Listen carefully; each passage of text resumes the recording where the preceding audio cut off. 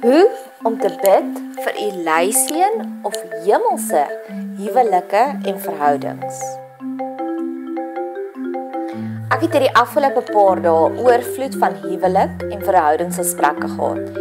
En ek glo wanneer dinge so herhaaldend opduik in my lewe, moet ek regop sit en daaraan aandag gee.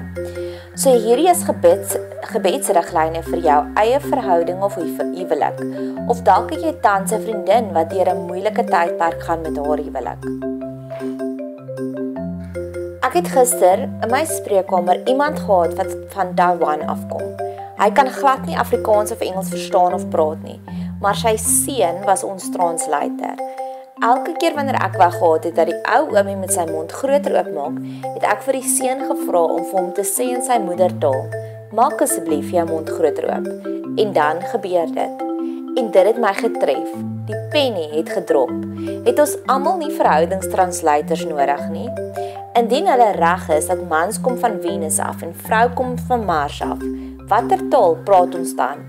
Praat die mans Venusnees en die vrouens Marsikaans en so mis ons volkome wat mekaar bedoel.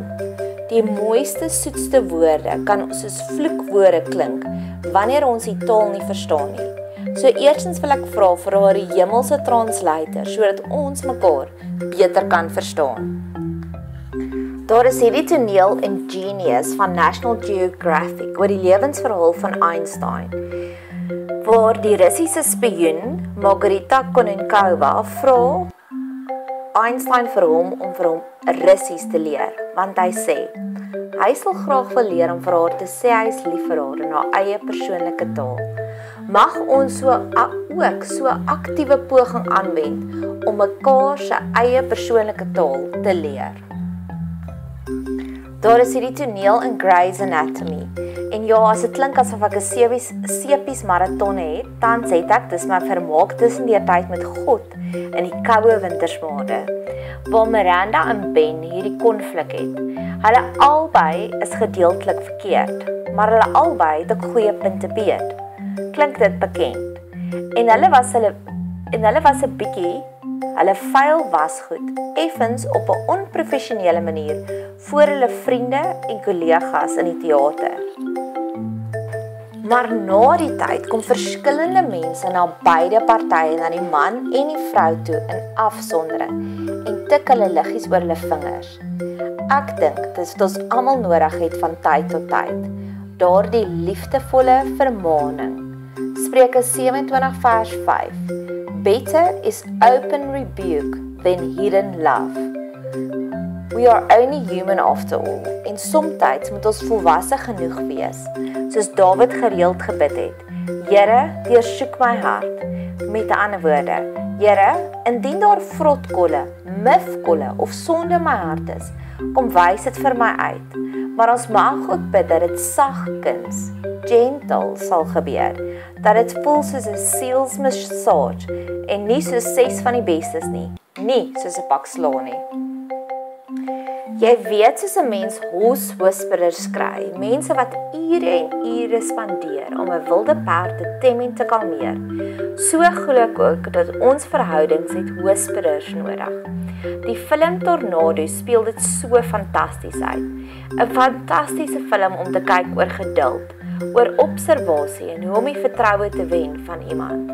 Mag ons net bid en bid vir meer en meer verhoudingswhisperers, daardie A-team supermans wat ons kan bel of kan WhatsApp, al lyk die situasie onredbaar. Nog iets uit 'n fantasiewêreld wat ons nou in die lewe kan roep.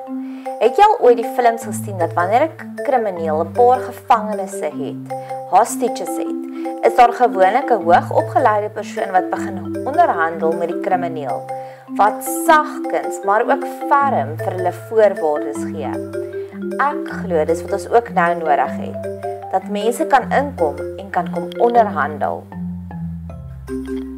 En om hierdie video af te sluit, het ek 'n hartroeringsgetuienis. Nou onlangs by ons Bybelstudie. Ons is gewoonlik net 'n klomp girls wat dit bywoon. Dis 90 minute van fokus op God met medesissies. Maar met 'n voorbeskikte afspraak het een sussie se eggenoot ingesit vir die Bybelstudie. Sy is die ultimate ondersteuning. Sy is 'n servant volgens die redemptive gifts in Romeine 12. En haar man is die go-getter, die prominente besigheidsman in die gemeenskap. En by die Bybelstudie het die man voor die 6 sissies wat teenwoordig was, sonder enige leiding of enige voorbereidingswerk, net die mooiste wonderwerk laat gebeur. Hy het net gesê hy wil bely voor haar en ons medesissies dat hy vir jare nie sy vrou sy prioriteit gemaak het nie. En hy wil nou die streep in die sand trek. Hy wil nou haar sy prioriteit maak. Sy besigheid was altyd nommer 1 in sy lewe, net na God natuurlik. Maar van vandag af wil hy sy vrou eerste stel. Hoe wow is dit? Mag ons net meer en meer sulke wonderwerke sien. Terwyl hy dit vertel en bely, toe rol die warm blydskapstrane meer vrylik as die Victoria watervalle van sy pragtige vrou se wange af. Dis die oomblik wat geld nie kan koop nie, wat prysloos is. Dis elation huwelike. Dis hemelse huwelike waarvoor ons nou bid.